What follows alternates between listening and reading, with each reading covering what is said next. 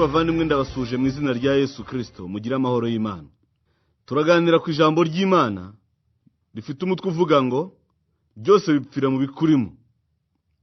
Iyo mvuze ngo byose bipfira mu bikurimo, ndashaka kuvuga ko ibintu by'ibikorwa umuntu akora n'ibintu bituma umuntu yiheba, n'ibintu bituma rimwe na rimwe umuntu agenda nabi, bidaturuka ahandi keretse mu bisanzwe bimurimo mu mutima mo imbere.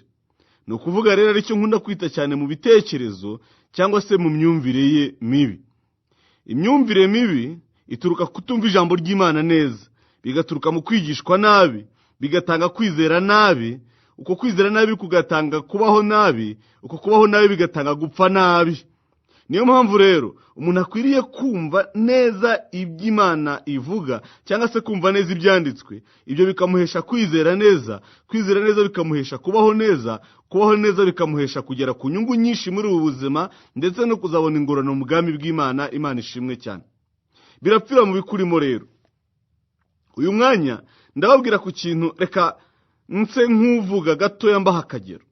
Hariho ibintu tujya tubona abantu bakunda gushyira mu mirima, byambaye ipantaro, byambaye ishati, bimanitse amaboko, noneho bikagira n'umutwe wenda uriho ingofero. Ariko umumaro w'ibyo bintu bakunda kwita akadahumeka ni ukuba mu murima gusa, bikabuza inyoni kuza, cyangwa se inyoni kuko zitafite ubwenge zakitegereza akadahumeka zikagira ubwoba.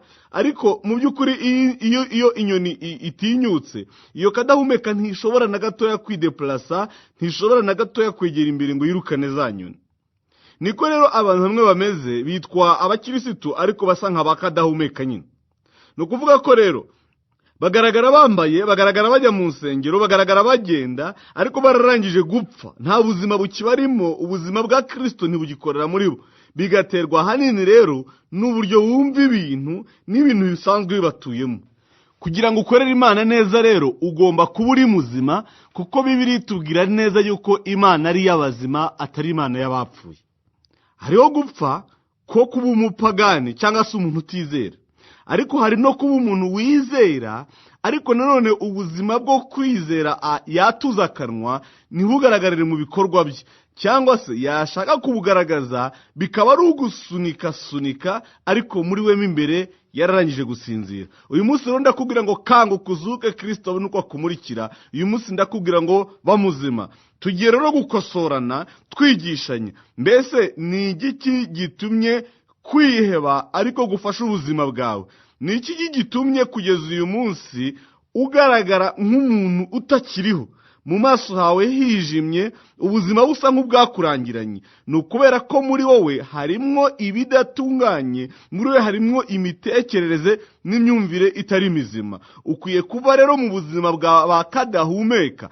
Ni ukuvuga abagaragara nk'abakristo ariko nta mbaraga zikibarimo. Ukimuka ukaba umuntu ufite ubuzima bwa Kristo kandi bwinshi, kuko aricyo cyamuzanye ngazi w'ubugingo kandi bwinshi. Imana igufashe cyane. Nizeye ko kubw'inyigisho rero haboneka impinduka zikomeye mu buzima bwawe, kandi izo mpinduka zo mu buzima bwawe zigahindura ibyo ukora.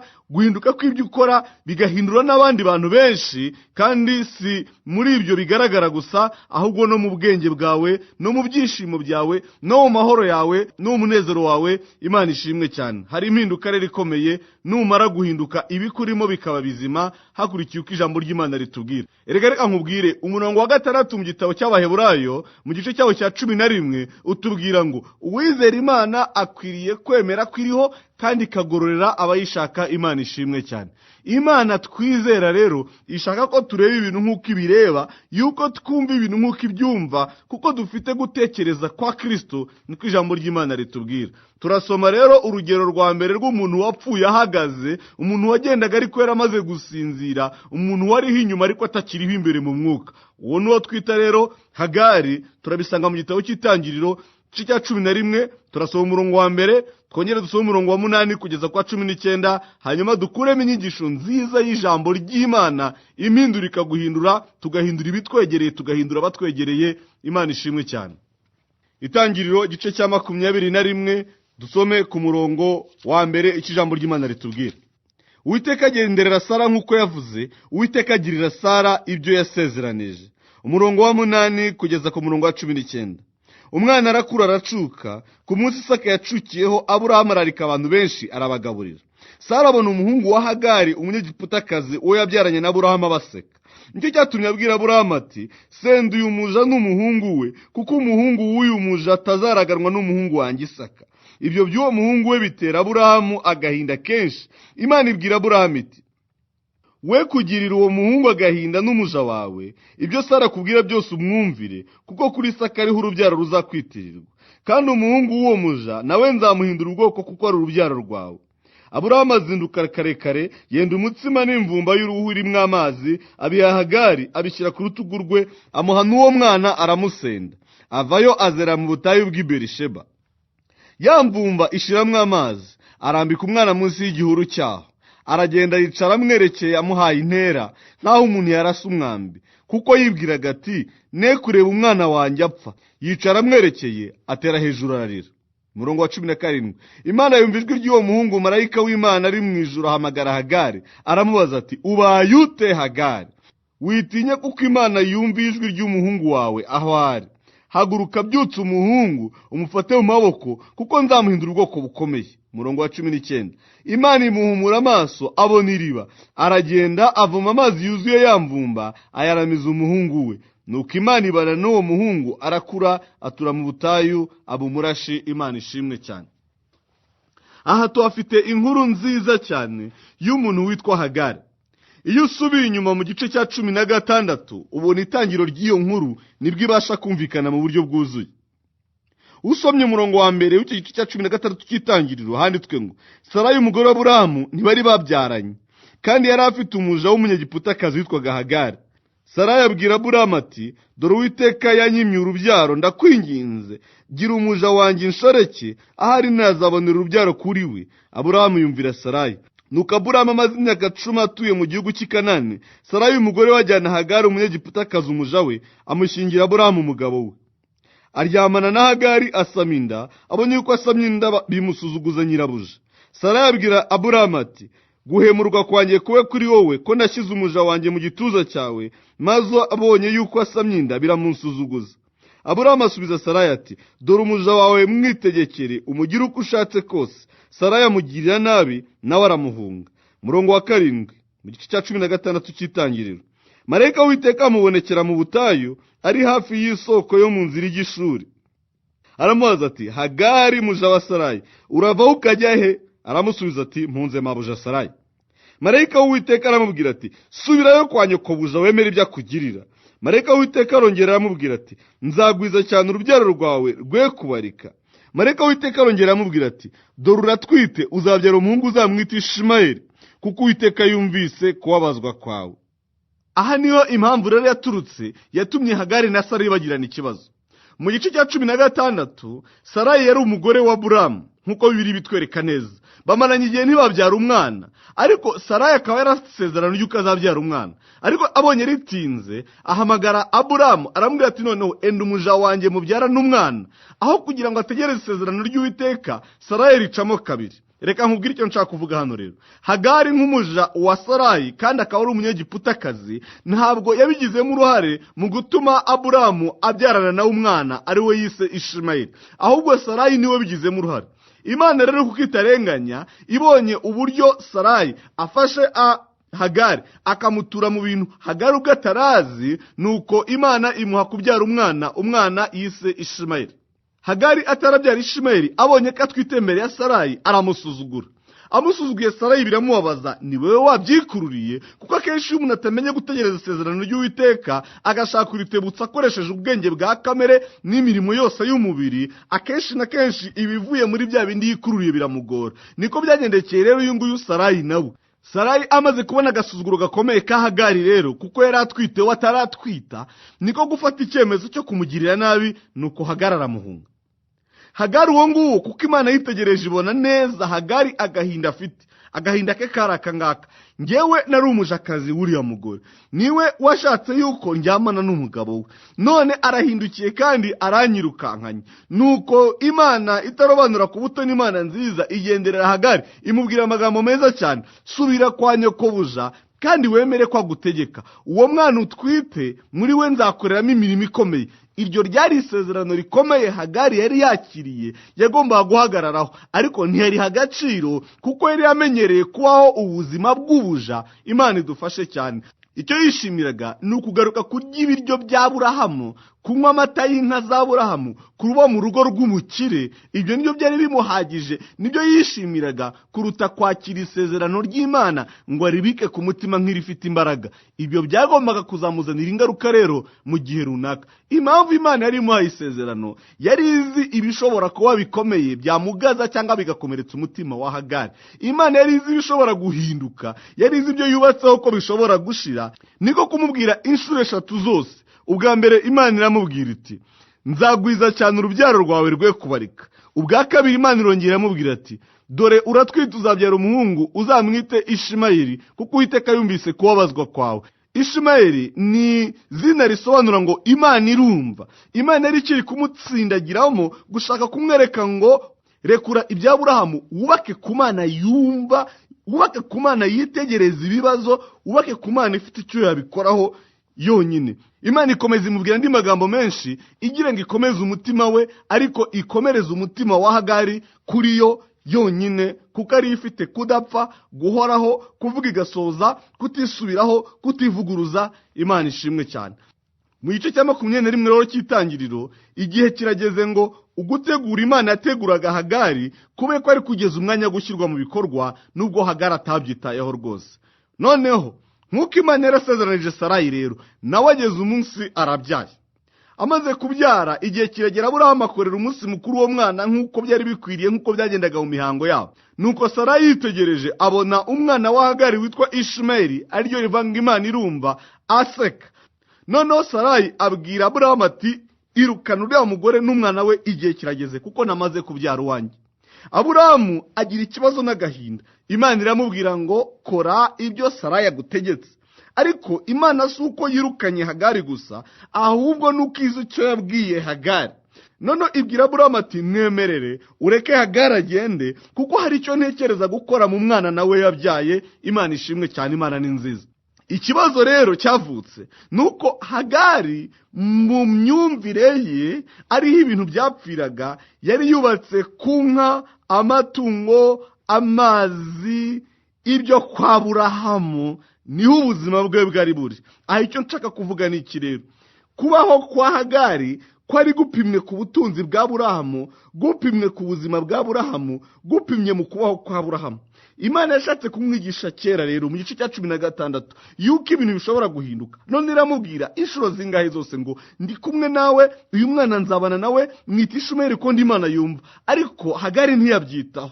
None igihe kirageze rero, uwo yari yubatseho witwa Aburahamu amuhaye imvumba y'amazi. Noneho aramusezereye ati, va hano ugende. Reka nkubaze, none umuntu yabasha gutungwa n'amazi ari mu igurude cyangwa se mu icupa ariko turyita, cyangwa se mu gacuma, tubishyire mu kinyarwanda neza? Yafashe agacuma aravuga ati, none se mbigenze nte? Nguko uko abantu bajya bamererega, nawe wubatseho rero bose bazamwara nk'uko Hagari yamwaye. Noneho rero afata amazi ayashyira mu gacuma, arangije arakuza neza aragafunga, arambwira ati, heka umwana wawe Hagari, igihe kirageze, ibintu birahindutse, noneho wigendere. Hagari afata ka gacuma, yitegereza Aburahamu mu maso. Ubu koko ko atari nge wabyikururiye, ko atari nge wabiteye ko naje ndi umuja, nkaba nari nzi ko nanjye ngiye kubaho ubwo mbyaranye n'umugabo ukomeye nka Aburahamu, nkaba nari nzi ko ubuzima bubonye noneho iyi nzira, kubera ko nanjye mbyaranye umwana n'umuntu w'umukire. None uransezereye. Afata ka gacuma, noneho agacuma gasigara ariko kangana n'ubuzima bw'umwana we, kubera ko ubwo umwana nari mubyaranye na Aburahamu ari we wagombaga kumubeshaho, akaba nyirukanye amaye agacuma. Ni ukuvuga ko ubuzima bw'uyu mwana wanjye bukubiye muri kano gacuma. Kubaho rero k'umwana wa Hagari kwanganaga na litiro zari muri ako gacuma k'amazi, kubera ko ubuzima bwa Hagari bwari bwubatse gusa ku buzima bwa Aburahamu no ku matungo ye no ku butunzi bwe. Imana idufashe cyane. Nguko kwibeshya gukomeye, kwibeshya kubi k'umwana w'umuntu kwangiza umutima we, bigatuma apfa kandi ahagaze.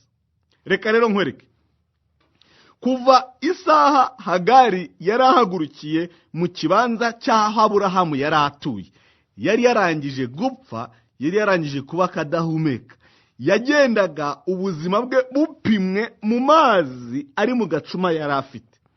Si ubwe gusa n'ubuzima bw'umwana we, kuko ako kanya ahise yumva ko apfuye, kubera ko ibyo yari yubatseho, uwo yari yubatseho amaze kumuta, amusize, amwanze, amutaye.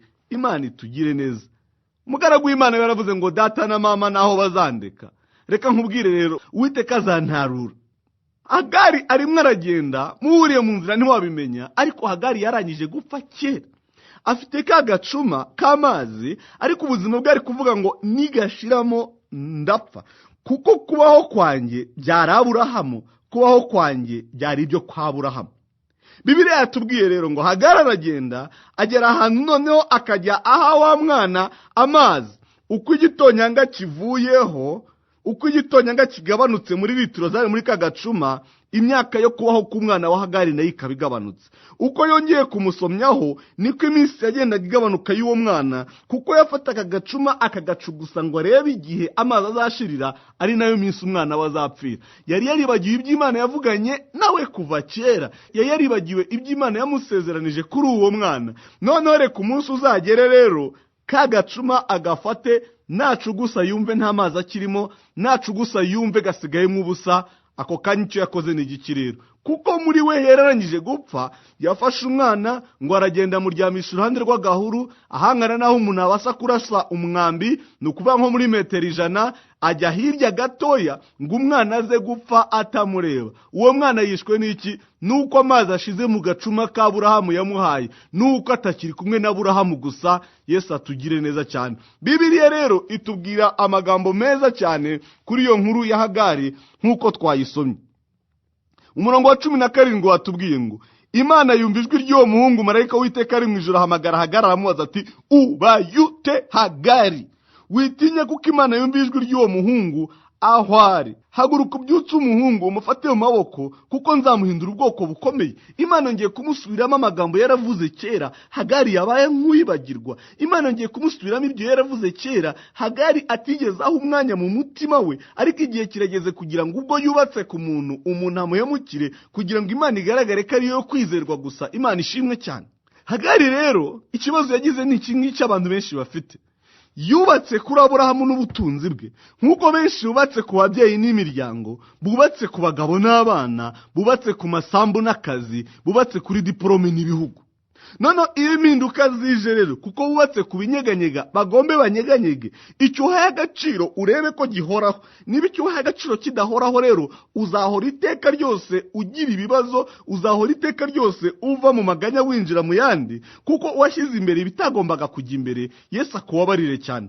Aburahamu rero nawe yari yaragiriye neza Hagari ku buryo buhagije, ariko igihe kirageze kugira ngo umuntu abe umuntu, kuko umugore waramusabye ngo mwirukane, kandi umugore w'isezerano niwe mugore wa mbere, agomba gukora ibyo rero. Ndagira nkumenyeshe rero, nawe aba wubatseho, ibyo wubatseho, utwo wubatseho bishobora igihe gitoya kuguhindukana. Noneho birasaba rero ngo ube icyo washyize imbere gihoraho, kidapfa, gifite ubuzima bw'iteka.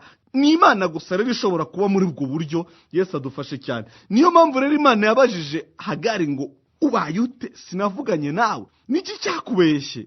Niki cyakubwiye ko Aburahamu ari we ubuzima bukomokaho? Niki cyakubeshye ko agacuma ka Aburahamu ariko kashyiraho limite y'imyaka yo kubaho y'umwana wawe? Uwo mwana umuhawe nanjye. Ninjye utegeka ubuzima bwe, ninjye utegeka kubaho kwe, ninjye utegeka gukomera kwe. None wagombaga kuntumbira no ku ijambo nakubwiye mu gice cya 16, aho kugira ngo wowe noneho wubake ku bintu by'imfabusa. Yego yaragukunze Aburahamu, yego mwabyaranye umuhungu, ariko umuntu ashobora guhinduka nk'uko nawe ushobora guhinduka.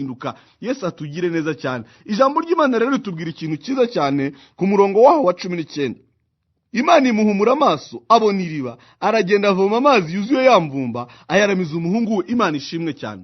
Reka nkubwire ikintu gikomeye muri rino jambo. Ntabwo Imana yaremye iriba, Imana yahumuye amaso ya Hagari abona iriba.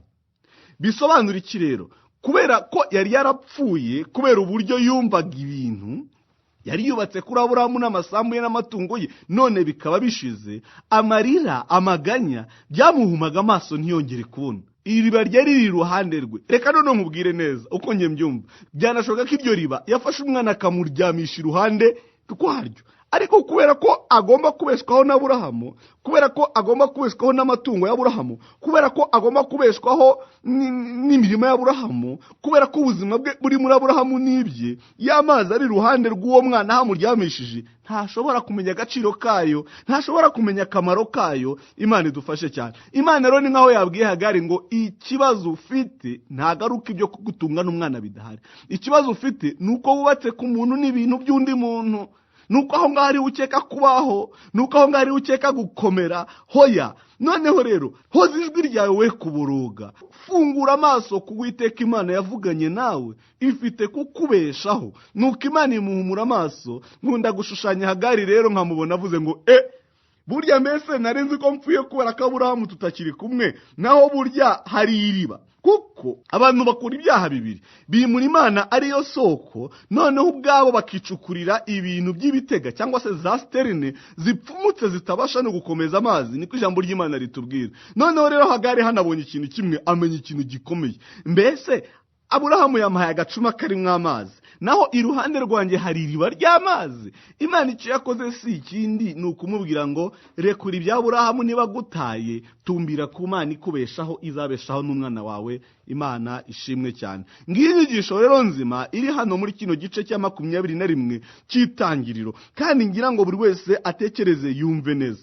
Hari ubwo abantu bakunda kwishyiramo ko kubaho kwabo ari ababyeyi, kubaho kwabo ni bene wabo, kubaho kwabo ni amasambu, kubaho kwabo ni inzu, kubaho kwabo ni diporome, kubaho kwabo ni umugore n'ibindi bisa nk'ibyo ngibyo. Umuntu rero iyo abanje ikintu gipfa akabanza ikinyeganyega imbere, aba ategereje kandi yiteguye umunsi umwe kugira ibibazo mu buzima bwe. Hari benshi rero bamaze kwicara bararambije rwose ngo ubuzima bwararangiye, kuko abo bari bakekagaho kubabeshaho babanze. Hariho benshi bamaze gupfa mu mitima yabo, amaso yabo yarahumye kubera amarira menshi barizwa nuko akazi batakikariho. Hariho benshi bamaze kwiheba kubera ko babirukanye bageze mu ishuri mu mwaka wa 5, bakaba bavuga ati ubuzima burashize, birarangiye, twebwe turapfuye.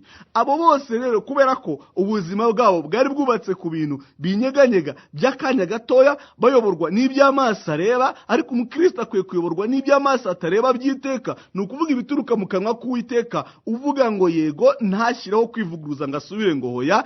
Kandi muri Yesu Kristo ni Imana yashyize yego, ngo abamwizera bose bavuge ngo amen. Ni Imana inshakira ibyiza kandi nzabibona. Ntibituruka ku bintu, ntibituruka ahantu, bituruka mu Mana yunze natwe muri Yesu Kristo. Iyo niyo dutumbira tukayizera nk'Imana nziza, hanyuma muri hagaturuka ibyiza. Noneho rero havumwe uwiringira umwana w'umuntu akishimira amaboko ye mu mutima we. Hahabwa umugisha uwubatse ku Mana akaba ari yatumbira iteka. Impamvu y'ibyo nguwo rero akwiye guhabwa umugisha niyi. Bibiri ikomeza kutubwira, aho ni muri Yeremiya igice cya 17 nageze uhereye ku murongo wa 5 kamanura. Bibiri itubwira neza iti uwo nguwo wubatse ku Uwiteka azamera nk'igiti cyatewe hafi y'umugezi, noneho amapfa aratera wa mugezi ugumaho. Kubera ko imizi ya cya giti rero igenda muri uwo mugezi, ibibabi byacyo bihora bitoshye, cyera imbuto naho izuba ryaba ryacanye. Imana ishimwe. Nguwo umuntu ukomeye, nguwo umuntu ukomeye, nguwo umuntu ukomeye, icyama akaba wowe, icyama akaba ngewe. Siko bimeze rero, kuko benshi barihebye rwose, bahagaze bapfuye, baragenda bapfuye. Impamvu ni iyihe? Ise yari yubatseho ntawe uhari, uwo yayiringiye bamubwiye ko umunsi w'ejo yapfuye, ateze amatwi radiyo yumva ko mukuru we atagihari. None ubwo ubuzima burarangiye, nta kize, nta gicuruze, nta gishatse, nta kibayeho muri makeya. Uwubatse kuri ibyo rero, ubuzima bw'iteka ryose buzahora mu muvurungano. Yesu adufashe cyane. Erega reka nkubwire, hariho n'abajya bivumburira Imana kubera ko umuntu wari wubatseho nk'umukiranutsi cyangwa wubatseho nk'umuntu ukorera Imana cyane aguye mu cyaha cyangwa avuze ibintu bidakwiriye cyangwa akoze ibintu bigayitse. Umunsi umwe muri Amerika, umukobwa n'umuhungu barashimanye kandi bemera gushakana. Noneho wa muhungu aza kujya kubaza pasiteri rero no kumushimira no kumubwira ibya gahunda afite uko zimeze. Hakaba rero hari mu minsi hariho ibibazo bikomeye hagati y'abirabura n'abazungu. None uwo muhungu wari umwirabura rero yari yakunze umuzungu cyane, kandi babyemeranijeho rwose ko bakwiriye kubana. Reka wa muhungu azagisha inama pasitoro rero w'inshuti ye w'umwirabura, amubwira ati nta soni ufite, inzigo hagati yacu n'abazungu, nawe ngo urazana umuzungu uzabage wifashe, ntago tuzigera tugera muri ubwo bukwe bwawe. Yesu atubabarire cyane. Uwo mwanya wa muhungu ngo yitegereze pasitoro, yibaza mu mutima ati uyu niwe narinzi ko ari we muntu w'Imana, uyu narinzi ko ari we muntu wahindutse, uyu narinzi ko ari we muntu wavuye mu macakubiri, uyu narinzi ko ari we muntu utakiba muri ibyo bitekerezo bipfuye gutyo. None koko nawe aracyafite ibyo. Ubu se umuntu w'Imana ninde? Reka wa muhungu azagenda abwire wa mukobwa rero ati nta muntu w'Imana ubaho, n'Imana ishobora kubitabaho. Reka twishingire dukore ibyo twishakiye byose, abantu b'Imana ntabakiriho mu isi, ndetse n'Imana ishobora kubitariho. Reka bazishingire rero, bizabakuru ibibazo bikomeye cyane, bashaka kugarukira Imana ariko barageze mu ngorane zikomeye. Bazijyanywemo n'iki rero? Bapfuye mu mitima, bakora ibidakwiriye bitewe n'uko babizeyeho, bategerejeho ubwere agaragaye ko atari Imana. Erega Imana niyo Mana yonyine, Imana ishimwe cyane. Erega niyo ifite kwera no gukiranuka kuzuye yonyine. Niyo mpamvu ngusaba ngo bariyutumbira. Abo bagushijwe n'iki? Nuko bapfuye mu mitima bitewe n'uko wari wizeye abahemukiye. Imana idufashe cyane. Niko bimeze, hari benshi bavuye mu rusengero, hari benshi bivumburiye Imana kubera ko ngo umuntu umwe akoze icyaha ari we wahagararaga imbere ahanura. Hari benshi basuzuguye iby'Uwiteka, bisubira mu busambanyi, bisubira mu businzi. Ngo kubera iki? Ngo nuko itorero basanze harimo intambara, cyangwa se abayobozi bakaba basubiranyemo. Urihima wowe ubwawe kuko wishyize mu maboko ya shitani. Uburira amaso ku Uwiteka Imana ihoraho, niyo nyiri itorero, niyo nyiri umutima wawe. Ni warumvishijwe iri guhamagara ngo uhinduke. Sinzi impamvu wasubira inyuma. Mbese wagukirije ku musaraba ntabwo yari we? Mbese wumva utarigeze ukizwa, nta mbaraga zigeze zikorera muri wowe? Imana idufashe cyane. Garuka rero, byose byapfiriye mu bikurimo. Wizeye umuntu umushyira hejuru y'Imana. Hindukirira Imana, uyishyire hejuru ya byose, wongere ukomere ubeho. Hariho benshi bihebye, ubuzima bwabo bukaba bwararangiye kubera ko bari bubatse ku bagabo babo, bari bubatse ku bana babo, bari bubatse ku bagore, bari bubatse ku bakoresha, bari bubatse ku bindi bintu, none bikaba byarabahindukanye. Umugabo yarakwirukanye, kukwirukana ntabwo bivuga ko upfuye. Umwana yaragutaye rero wajyaga kugaburira, kugurira imyenda, muri uwo mwana si ubuzima bwubatse. Akazi bakagukuyeho, hariho wajya gukura amafaranga yo guhaha, akazi si yo Mana. Yesu agufashe cyane, wumve inyigisho neza, wongere ubeho. Garura amaso yawe rero, maze ushyire ibyiringiro byawe ku Uwiteka. Garura ibitekerezo byawe, maze ushyire ubuzima bwawe ku Mana nyiringabo, Imana nyiribiremwa, Imana nyirubushobozi, Imana nyirubutabazi. Iyo ngiyo ariyo ushyira hejuru, ariyo uramya, ariyo wambaza. Rekeraho gupfukamira abantu no kubakomera amashyi. Tumbira ku Uwiteka Imana ishobora byose. Shaka icyiza ku Mana ngo ugikorere abandi, ariko witekereza ko abandi bagukoreye ikitari cyiza, wowe ugomba guhita ako kanya ucika intege. Amasezerano y'Imana ntahinduka. Yavuze ko igufiteho imigambi myiza, izi ibyo yibwira izakugirira iracyariho. Noneho rero yitumbire, iriba riri iruhande rwawe. Wabasha kubona amazi akubeshaho aturutse mu isoko, aho kubeshwaho n'amazi yo mu gacuma wahabwaga n'uwo muntu ngo nuko ari mwene wanyu, cyangwa se kubera ko akomeye. Oya, amafaranga ukura ku kazi si ubuzima bwubatse. Iyo ni sterine ipfumutse itabasha gukomeza amazi, kuko karahinduka. Hariho Imana ukwiriye gusenga, hari Imana ukwiriye kwambaza, hari Imana ukwiriye gutumbira. Oya, hanagura ayo marira niyo atuma utareba. Iruhande rwawe hari iriba. Imana yiteguye kugufungura amaso gusa. Niko yabigenje kuri Hagari, nukabaho n'umwana we, nawe uzabaho rero. Tumbira ku Mana, niyo nyir'ubuzima, niyo ikubeshaho, niyo yabugennye, niyo yabaze iminsi yawe, niyo yashyizeho iherezo, niyo yaguciye mu kiganza cyayo nk'uko umuntu aca imanzi mu kiganza cyayo. Niyo yanditse izina ryawe iriharatuye cyane ku mutima wayo. Niyo Mana ikuzi, niyo Mana ivuze ngo ndi kumwe nawe kugeza ku mpera z'isi. Niyo yavuze ngo nzakujya imbere ataringaniye mparinganize. Niyo yavuze ngo nzamenagura inzugi z'imiringa zikuri imbere, ibihindizo by'ibyuma nzabicamo kabiri. Niyo yavuze yuko ari ntacyo uzaba itabizi. Niyo yavuze ko ntawe ugutunga urutoki n'umwe atarutunze mu mboni y'ijisho ryayo. Niyo yavuze yuko ikuzi, ikakumenya, ikabara n'umubare w'imisatsi yo ku mutwe wawe. Niyo Mana yavuze ngo ngaburira ibikona n'inyoni zidahinga, ikaba ngo ninjye wambika uburabyo amabara meza cyane kandi butajya na rimwe buboha imyenda yo kwambara. Nivuga ngo urusha agaciro ibishwi 5 cyangwa 2, kandi nubwo bigura ifaranga cyangwa amafaranga, ariko bipfa Imana ibizi. None kuki wiheba kubera ko hari abo wabuze? Kuki wiheba kubera ko hari ibyo wabuze? Kuki wiheba kuko hari ibyarangiye? Kuki wiheba kuko ibifatika byakuvuye mu maboko? Yesu atugire neza cyane. Umuyaga wahuha, inzu yawe igasenyuka, imivu yatemba igatemba n'ibyo warubatse byose, ariko Imana ntitemba. Yuburiraho amaso, yitumbire, irebe, iraguha kubaho. Iruhande rwawe hari isoko ibasha kugutunga ubwawe n'abana bawe. Hanagura amarira nshuti yanjye, Yesu aragukunda. Impamvu wihebye gutyo, ibyo yari ubatseho nuko bigucitse. Uburira amaso ku Uwiteka agusubiza ubuzima. Dufite inkuru nziza cyane muri Bibiliya itwereka umuntu w'umusore wari ufite kwizera gukomeye kandi utarigeze na rimwe yemera gupfa, kandi Imana imubwiye ngo nabeho. Aha nimvuga gupfa, ndavuga kwiheba, ndavuga gusuhuza umutima, ndavuga gutsindwa n'amaganya. Uwo yitwa Yosefu, ndamukunda cyane kandi afite ingero nyinshi akwiye kutwigisha twebwe abavuga ko twubaha Imana. Uwo mwana amaze imyaka 17 avutse, yari umukiranutsi, ntakora ibibi nk'ibyo bene se bakoraga, akagendera mu nzira z'Uwiteka nk'uko Imana yarazigennye. Nuko Yakobo aza gukunda umwana we Yosefu, amuhindura uwo kumwegera, kuko uwo mwana yaranyuranye n'abandi. Imana nayo imuhishurira inzozi z'uko azaba, n'uko azakomera, n'uko azaba umuntu w'igitangaza, ariko ko nanone ari Imana izakirisha ubwoko bwe bwa Isirayeli. Imana ishimwe. Yosefu ko Imana agendaga imwereka ko azakomera, ikoresheje inzozi. Iyo yazibwiraga abakuru be baramwangaga bakamuzira cyane. Haza kugera igihe bagambirira neza, bakora inama uko bari 11 ngo bamwice, maze barebaho inzozi ze zizagarukira. Imana itobabarire cyane. Imana yari ifite umugambi wo kumuzamura, ariko ishaka kubanza kumwigisha ikintu kimwe gikomeye, ngo ninjye Uwiteka wakwihishuriye, ninjye waguhaye inzozi z'uko bakuru be bazakwikubita imbere, niyo mpamvu ari njye ukwiriye kurebaho gusa. Yari umwana w'imyaka 17, acyubatse ku butunzi bwa se, yari umwana mutoya, agitekereza ko bakuru bari bo bazamurera neza, yari ukiri umwana mutoya, agishaka kubaho atese, agishaka kubaho muri atmosferi ya famiye nziza, akunzwe, atetesheje, yubashywe, aterurwa, agaburirwa. Ariko Imana iravanga umuntu nzahindura ukomeye, suko akwiriye kurerwa. Reka maze nkwereke ko abantu bahinduka rero.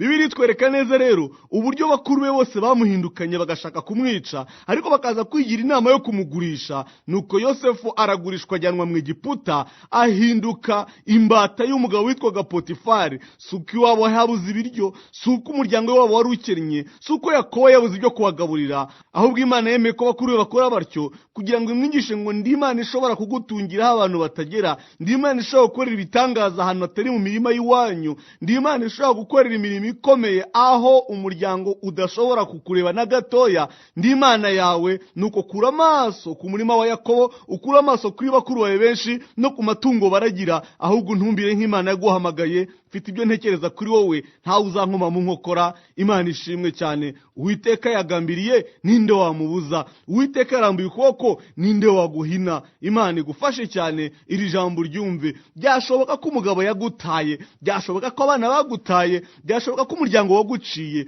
byashoboka ko amashuri yanze, byashoboka ko iby'ubucuruza byose bitarimo kugenda. Wigira ubwoba, komeza ujye imbere. Nyiri umugambi kuri wowe ni Imana ishobora byose. Ntutekereza ko ibintu bipfuye gukora kwifatika binyeganyega. Komeza urebe ko Imana itajya inyeganyega.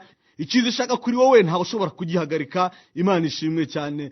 Yosefu rero aragurishijwe, ajyanywe kwa Potifari, ahindutse imbata, atangiye gukorera abandi, atangiye kubeshwaho n'abandi atazi, atigeze amenya na gatoya. Ariko Imana iramwereka ngo ndi kumwe nawe kandi mbana nawe. Si ikibazo cya bene wanyu, si ikibazo cy'imirima y'iwanyu, si ikibazo cy'amazu y'iwanyu. Mbese uranyizera nk'Imana? Icyo ni Imana yashaka kumwereka rero. Yosefu agirira umugisha kuri Potifari, niko Bibiliya itubwira igira iti, igice cya 39 cy'Itangiriro, umurongo wa mbere ukomeje ukagera ku murongo wa 6, haravuga ngo Yosefu bamujyana mu Egiputa. Potifari umunyegiputa, umutware wa Farawo watwaraga abamurinda, amugura n'Abishimeri bamuzanyeyo. Uwiteka aba kumwe na Yosefu, agira ukuboko kwiza. Imana ishimwe. Aba mu nzu ya shebuja umunyegiputa. Shebuja abona yuko Uwiteka ari kumwe nawe, kandi yuko Uwiteka yamuhaye kugira ukuboko kwiza ku cyo akoze cyose. Yosefu amugiriraho umugisha, aba ari we akorera ubwe, amugira igisonga cy'urugo rwe rwose, amubitsa ibyo atunze byose. Uhereye igihe yamugira igisonga cy'urugo rwe n'ikibintu bye byose, Uwiteka umugisha urugo rw'uwo munyegiputa ku bwa Yosefu. Umugisha w'Uwiteka uba ku byo atunze byose, ibyo mu rugo n'ibyo mu mirima no mu gasozi. Abitsa Yosefu ibyo atunze byose mu byo amubikije, ntiyagira ikindi agenzura keretse kwita ku byo yajyaga arya. Yosefu yari mwiza wese, afite mu maso heza, Imana ishimwe cyane. Yosefu bamutandukanije na se, ariko ntibamutandukanije n'Imana. Yosefu bamutandukanije n'ubutaka bwa se, ariko ntibamutandukanije no kugira neza kw'Imana. Bibiliya itubwira ko isi n'ibiyuzuye byose ari ibyayo. Yosefu bamutandukanije n'Imana ya se, bamujyana kwa Potifari. Potifari byasobanuriraga ngo uweguriwe izuba, cyangwa se devoted to the sun, ni ukuvuga uwakoreraga izuba, ikigirwamana cy'izuba. Ariko nubwo Yosefu yaravuye mu gace aho se yabaga bakorera Imana nyamana rurema, ntabwo kujya kwa Potifari basenga izuba byamuciye intege, yakomeje kuba uwo kwizerwa. Nuko Uwiteka Imana aravuga ngo, noneho rero ubwo udakanzwe nabi wanyu, ntukangwe nuko ubutaka bw'iwanyu butakigutunze, ntukangwe nuko bakuru bawe utakibabona, nanjye ndaguhera umugisha ko utigeze kumenya, ndaguhera umugisha aho utigeze kumenya. Imana ishimwe cyane. Nubwo bwose amazi ya Aburahamu yarashize, ariko mbyita nubwo mu gacuma byari birangiye, isoko yari ku ruhande, nugutumbira ku Uwiteka Imana uca inzira aho zitari. Imana ishimwe cyane. Icyamugategera amatwi iri jambo rikagukura muri ayo marira, rikagukura muri ayo maganya, rikagukura muri urwo rusaku. Tumbira iruhande rwawe hari isoko, ihanagure, nimuyikoreza amaganya yanyu yose kuko yita kuri mwe, niko Bibiliya itubwira. Iyo usomye urwandiko Pawulo yandikiye itorero ry'Abafilipi mu gice cyaho cya 4 ku murongo wa 6, haravuga ngo ntimukagire icyo mwiganyira, ahubwo ibyo mushaka byose bimenywe n'Imana, mubisabiye, mubyingingiye, mushima. Nuko amahoro y'Imana ahebuje rwose ayo umuntu yamenya azarindira imitima yanyu n'ibyo mwibwira muri Kristo Yesu. Imana ishimwe cyane. Aho gusakuza, aho gutera induru, saba, senga Imana, inginga, kandi ushime ko Imana usenga yumva. Ukuboko kwiza k'Uwiteka kwari kuri Yosefu rero kwatumye Potifari, uwo wasengaga Imana itari Imana nyakuri, Imana y'izuba, yitegereza uwo mwana. Nuko aravuga ngo uyu mwana ari mwindi Imana, uyu mwana ari mwizindi mbaraga, uyu mwana ari mu bundi bushobozi, uyu mwana ari mu bundi butware. Nuko yirukana bamurindiraga ibintu byose, abaraho kwizerwa bamwungirije bose abakuraho. Abwira uwo mwana ati, ngaho ba muri ibi byanjye, kuko yabonaga ko icyo akojejeho ukuboko cyose gihinduka cyiza, kuko umugisha w'Uwiteka Imana udaterwa n'ibyo dutunze, udaterwa naho navukiye, udaterwa n'amashuri nize, udaterwa n'inganda ziwacu. Umugisha w'Uwiteka Imana itanga niyongereho umubabaro, umugisha w'Aburahamu Imana isezeranya abizera muri Yesu Kristo, Yosefu yarawizeye neza. Nicyo cyatumye rero Yosefu agirira umugisha kuri Potifari, amubitsa ibye byose, nta na kimwe yamwimye. Imana ishimwe cyane.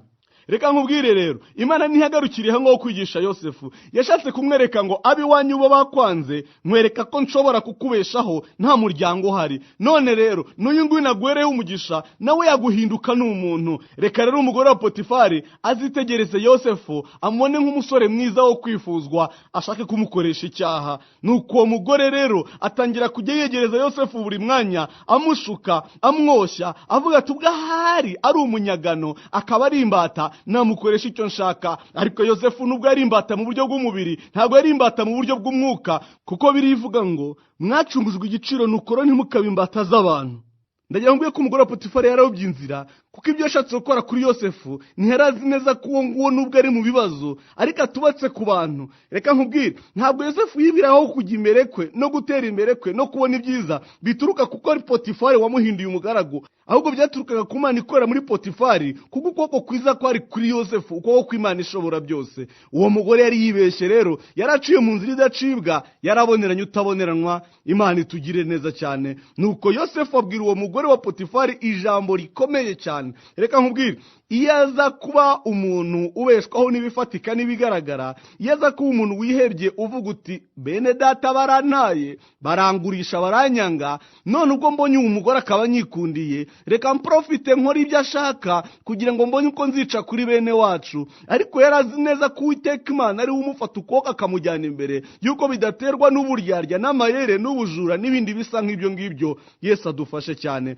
Niko bamwe bibagendekera iyo babonye abagabo bamaze gupfa, bagatekereza ngo hari kugira ngo dutunge abana bacu nuko turi busambane, bakibwira ngo hari reka nanjye ubwanjye nemereye umugabo abe umwinjiri wanjye, ari wenda byampesha kuramuka. Uko nukwibeshya, uko nukureba ku mazi ya Aburahamu, kuko wibwiraga ko umugabo ari we buzima bwawe, ariko ubuzima bwawe buri mu Mana. Yesu atugire neza cyane. Yosefu abwira wa mugore, abwira umugore wa Potifari ijambo ritazibagirana, aramubwira ngo dore databuja ntagenzura ibyo mubikiye mu byo mu rugo, ndetse ambikije ibyo atunze byose. Muri uru rugo ntawe urundutamo, kandi ntacyo yasize ngo akinyime keretse wowe, kuko uri umugore we. None nabasha nte gukora icyaha gikomeye gityo ngacumura ku Mana? Ntabwo Yosefu yamubwiye ngo nabasha nte gukora icyaha kimeze gityo ngo ncumure kuri Potifari. Oya, kuko ubuzima bwe bwari bwubatse ku Mana. Yaravuze ngo nabasha nte gukora icyaha gikomeye gityo ngo ncumure ku Mana imbeshejeho umuryango utari. Imana ishimwe cyane. Uwo mugore akora ibishoboka byose, asigarana umwenda wa Yosefu. Yosefu aramubwira ati ndagenda nirukanke usigarane ibyanjye umbeshere. Uwo mugore avuza induru ngo wamunyaga nashatse kumufata ku ngufu. Nuko ibintu birahinduka rero. Imana yongera kwereka Yosefu ikindi kintu gikomeye. Ubwo Potifari yatahaga, umugore amujyanaho ikirego cy'uko Yosefu yashatse kumufata ku ngufu. Nuko Yosefu mu mutima we yaribwiraga ati Potifari aranzi ko nkiranuka, aranzi ko ndi umuntu wo kwizerwa. Si uko byagenze rero. Potifari yararakaye aramufata amushyira muri gereza, ariko Imana yashaka kumwereka ngo na Potifari uri ureba n'amaso yawe ashobora kuguhindukana, ariko ndi Imana itazigera iguhindukana. Imana ishimwe cyane. Dore icyo Imana yakoze rero Yosefu ageze muri gereza, Potifari amaze kumwinjizamo. Imana yongeye ikora igitangaza gikomeye ngo imwereke ngo nagukiriza aho iwanyu batari, nagukiriza ku butaka butari ubw'iwanyu, n'uwagufashije nawe aguhindukanye, nakongera nkagukiriza abantu batekereza ko abandi bapfira. Nuko Bibiliya ikagira iti ariko Uwiteka aba kumwe na Yosefu, amugirira neza, amuha kugirira umugisha ku murinzi w'iyo nzu y'imbohe. Uwo murinzi arindisha Yosefu imbohe zose zari mu nzu y'imbohe. Ibyo bakoreragamo byose niyo wabikoreshaga. Imana ishimwe cyane. Umurongo wa 23 ukavuga ngo umurinzi w'iyo mbohe ntiyagira ikintu agenzura mu byo yamurindishije, kuko Uwiteka yari kumwe nawe, kandi ibyo yakoraga Uwiteka yamuhaga kubikoresha ukuboko kwiza. Imana yongera kwerekana ubutware bwayo. Ayo magambo tuyasanga mu gitabo cy'Itangiriro igice cya 39 uhereye ku murongo wa 21 ukageza ku wa 23. Imana yereka Yosefu ngo iwanyu bagutaye ugata ubutaka iwanyu basengeraga Imana, ntago Imana ibikuretse. Ibyo iwanyu bisigaye ntago wowe usigaye, n'Imana yawe ntibisigaye. None icyangombwa ni wowe wemera ukanyubaha rero. Imehera umugisha kwa Potifari wasengaga izuba. Umugore wa Potifari amukunze, Imana iravuga iti humura, Potifari nawe n'umuntu yaguhindukana, ariko ndabizi Yosefu yuko atari we wubatseho. Nuko ageze muri gereza, ko ukwiza k'Uwiteka ntago gutangirwa nuko umuntu ageze mu nzu y'imbohe, ahubwo ko akomeje kubana nawe. Nuko Uwiteka Imana ishobora byose imehera umugisha ku murinzi w'imbohe. Nuko Yosefu yongera kuba umurinzi w'imbohe zose, abari ubitswa kandi abari uhinduka wo kubayobora bose. Imana ishimwe cyane. Imana yigishaga uyu mwana rero amasomo akomeye cyane, yamwigishaga ibintu bitangaje ngo uyireba kubifatika, nutumbire ku butunzi bw'iwanyu, nurebe kuri bakuru bawe, nutumbire ku butaka bw'iwanyu, nurebe ku matungo y'iwanyu, reba ku Mana ishobora byose. Kuko ibyo ngibyo byose byarangira, ibyo byose byashira, ibyo byose byakurwaho, ariko Imana ntigikurwaho. Nitangiriro n'iherezo, niyo banje ndiheruka. Yesu akugire neza cyane.